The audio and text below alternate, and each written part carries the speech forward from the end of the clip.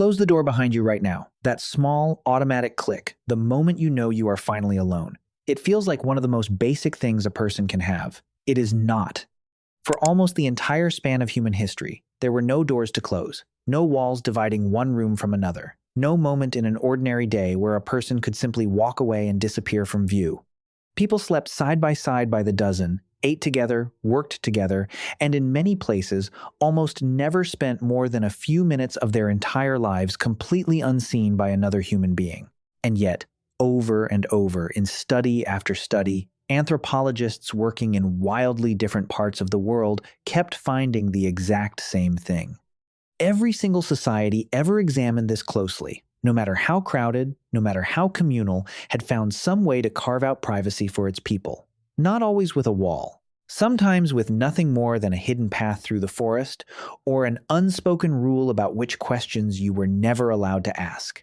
So, if privacy was never actually built from bricks and doors, what was it actually made of? And how did people with almost nothing manage to hold on to something you probably assume you could never live without? In 1967, a legal scholar named Alan Weston published a book that changed how researchers even talked about this question.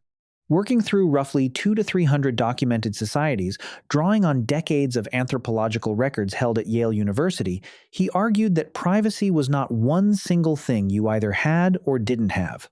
It was 4 separate needs, showing up in different forms depending on where you were born.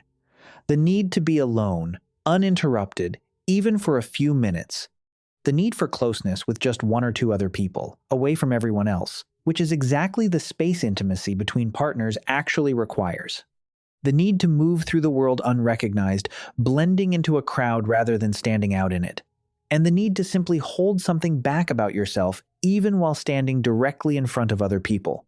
10 years later, a psychologist named Erwin Altman pushed the idea further, arguing that every culture regulates access to a person somehow, whether that culture has a word for privacy at all or not. The tools change completely from one place to the next. The underlying need does not. Nowhere does that theory get tested harder than around sex. Take the Mehinacu, a small community living deep in central Brazil, studied closely by the anthropologist Thomas Greger, starting in the late 1960s.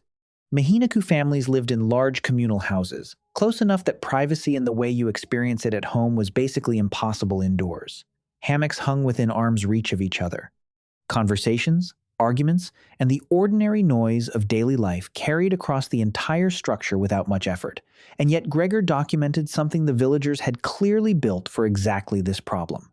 A network of narrow paths cut through the surrounding forest, known well enough by everyone in the community that they barely needed explaining, used specifically for private affairs and secret meetings between lovers. A person could leave the house for what looked like an unremarkable walk and meet someone on one of these paths entirely out of sight, in a village where almost nothing else in daily life happened unseen. Everyone technically knew the paths existed.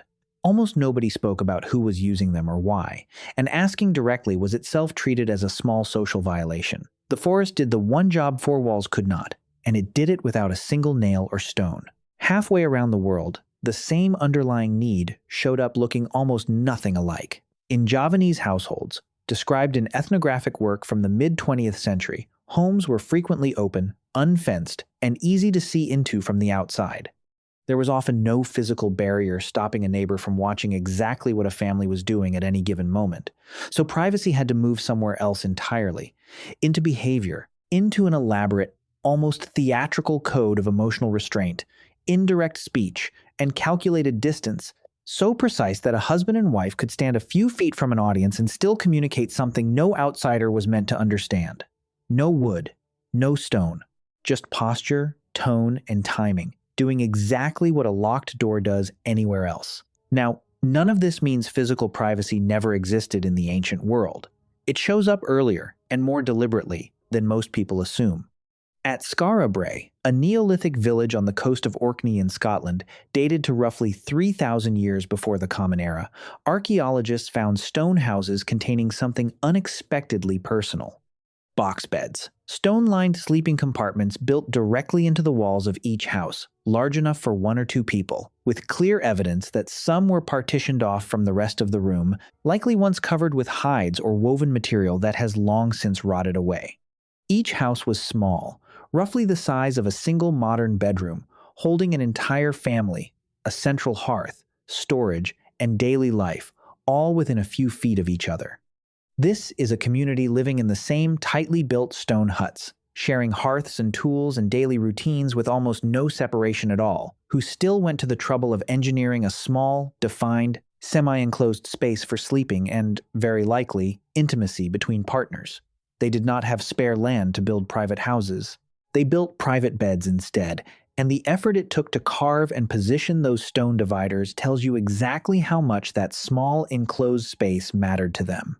Centuries later, wealthy households in ancient Rome took the opposite approach, building an entire architectural language around it. The Roman domus typically included a small room called the cubiculum, tucked away from the public reception spaces at the front of the house, used for sleeping and for private conversation between couples.